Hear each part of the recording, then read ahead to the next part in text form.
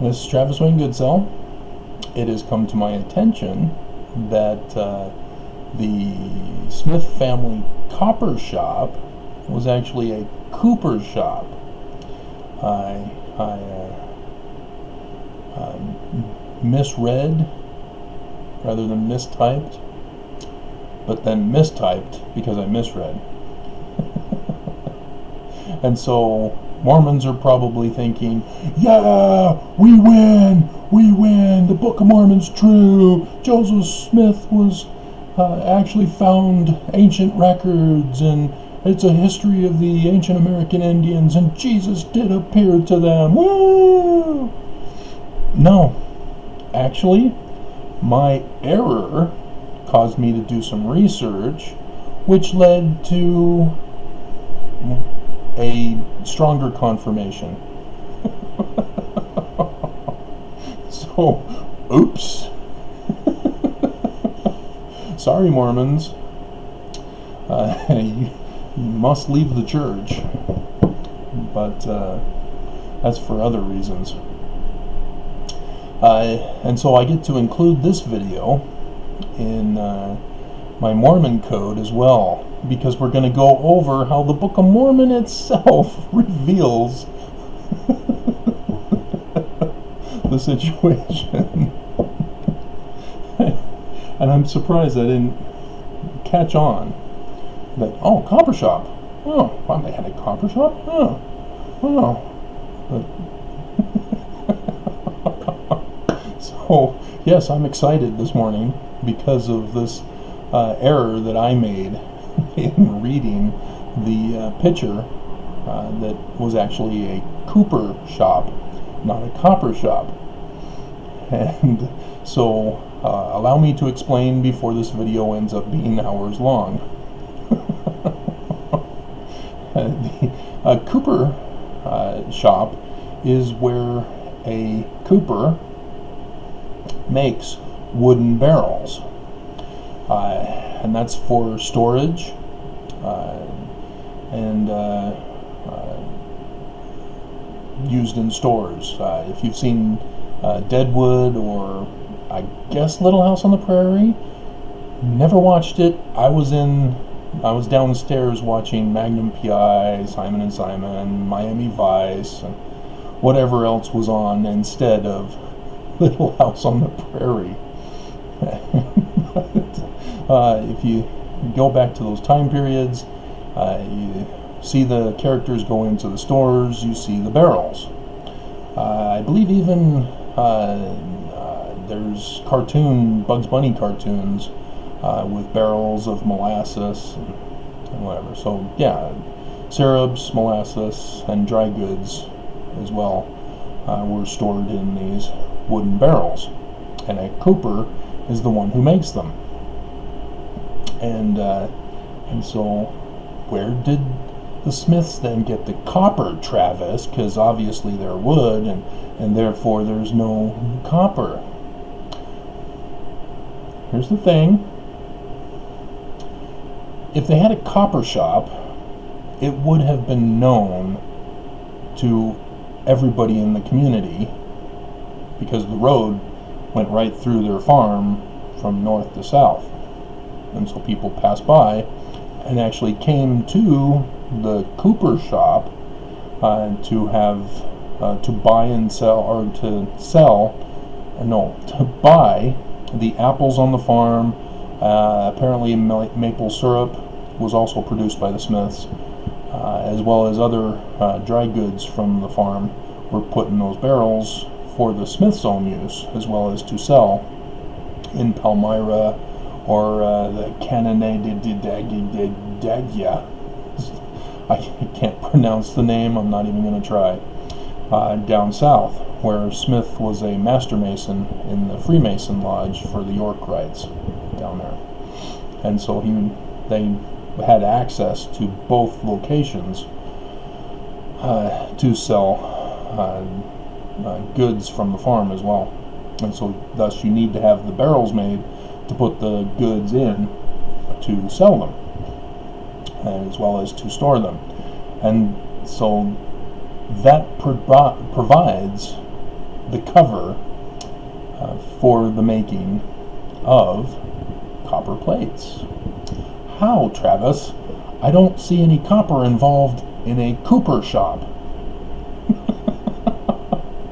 This is what I learned as I did my research on the early history of the church, is that when something is mentioned, most historians and lay person who are unfamiliar with scholarly research, we just read it and it passes us by. We don't think anything of it.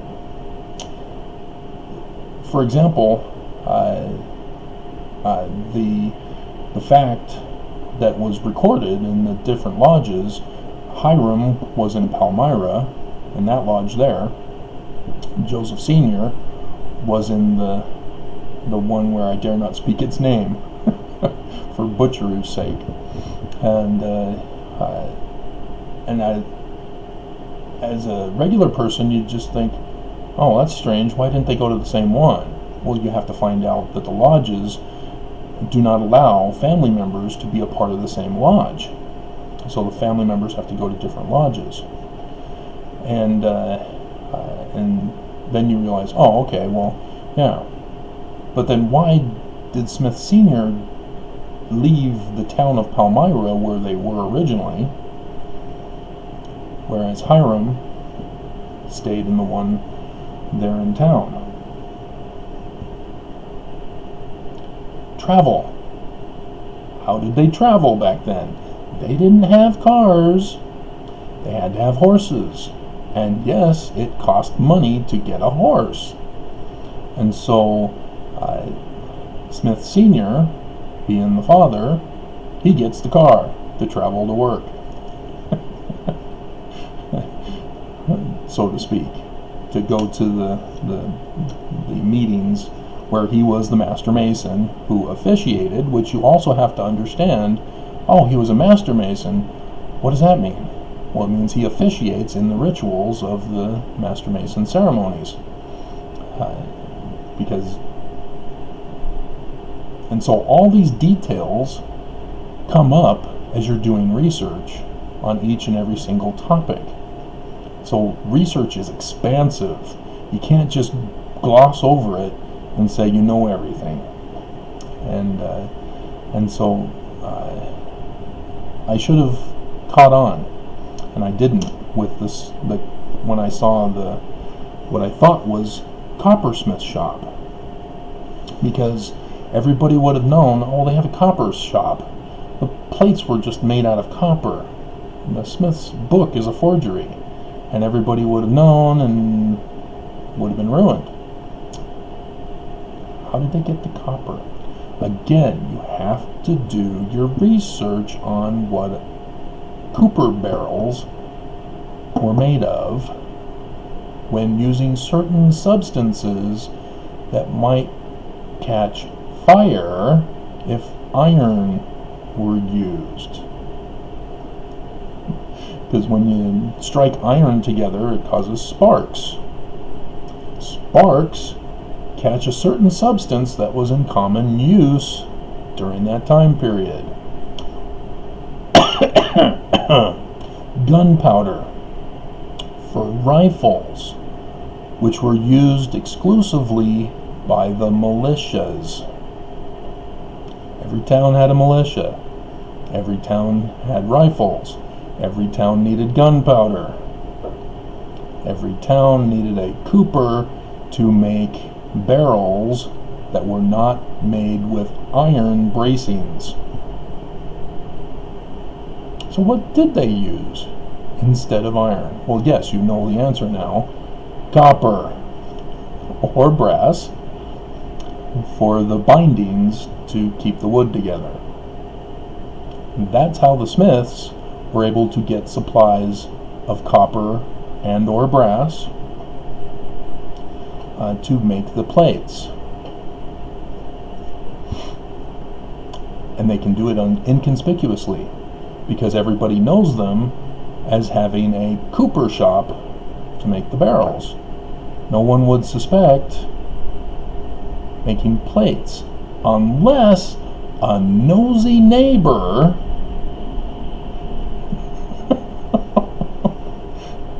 I can't remember her. I don't think I saw her first name. They called her Miss Chase, from what I read.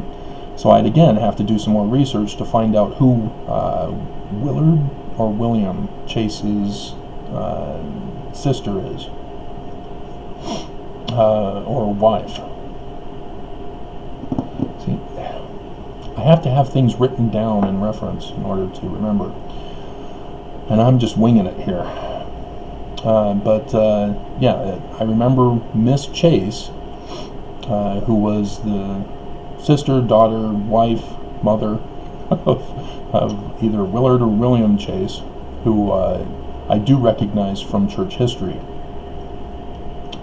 And so she was the one who was going around, according to Lucy Mack's journal, saying that she knew that the Smiths had plates of a record in their cooper shop. And so she was able to convince the men, flashing a little leg, "Oh, woe is me, the Smiths have plates." "I will rescue you, my fair damsel in distress. Come on, men, let's kill the beast." Beauty and the Beast. And so women have lots of power over men. And they realize that, and men realize that, but men always fall for it. And so she was gathering mobs of men, not mob as the church is today, groups of men, which were called mobs, to ransack the home and the cooper shop of the Smiths. And Lucy records this event.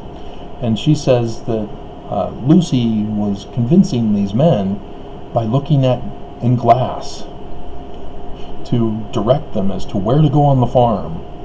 Now, obviously, she didn't have that ability.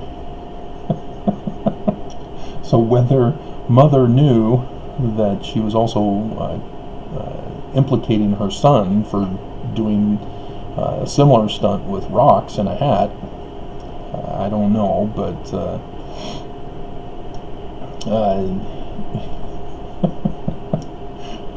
I could easily see she going to buy some apples from the Smiths and just casually wandering into the cooper shop and finding plates on a table and looking at them, and there's writing on these plates. And so she then spills the beans to the local townsmen, and they want to search for them themselves. And that's how the word got out that Smiths were working on plates. And by the way, Lucy calls them gold plates. Lucy knows better. But back in those days, it was very common to belittle women as being ignorant and getting blamed for things. And you can read in church history of a couple of women who get blamed for things that their husbands were actually involved in. Shall we start with Martin Harris? He destroyed the 116 pages, but it was blamed on his wife. Thomas B. Marsh. The story was created, which didn't even happen at all. There was nothing about the milk cream or whatever that was skimmed from giving to the church. No, that was all made up story. Thomas B. Marsh left because he had been aware of the Danites who were secretly going around burning houses, stealing from houses, killing people, and all that sorts of stuff, even adultery and polygamy, secretly. And so he said, I want nothing to do with this organization. If Joseph Smith can't keep these guys under control, I'm out of here. And Joseph Smith was clueless also. He was getting blamed and thrown in jail for what the Danites were doing. Secret organization within the church. Just like the Book of Mormon talks about secret organization within the Nephites.